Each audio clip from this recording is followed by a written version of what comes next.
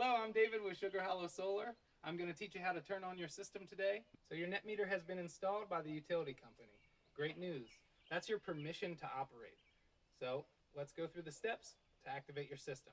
So first, let's locate your AC disconnect here. And on the side there's a handle. We're going to push that handle up to the on position. Second, let's locate the electrical panel. Inside of this panel you have a breaker. We're going to turn that to the on position.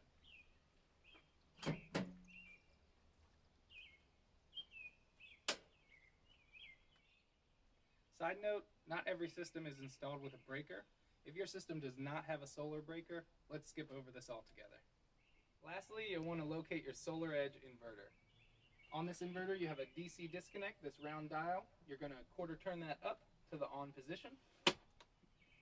And then in between the lower cabinet and the upper cabinet, located on the lower left-hand corner of the upper cabinet, there is a red toggle switch.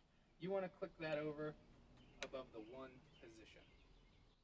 So after about a 10-minute wake-up period, there's a little light column next to the red toggle switch. It's going to have a solid green light indicating production and a solid blue light indicating connectivity to the SolarEdge server.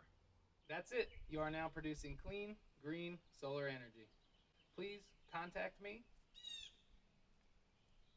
and let me know that your system has been activated. Thank you. Thank you for choosing Sugar Hollow Solar. If you have any questions or concerns about your system, please feel free to reach out to us. Our number is found on the inverter.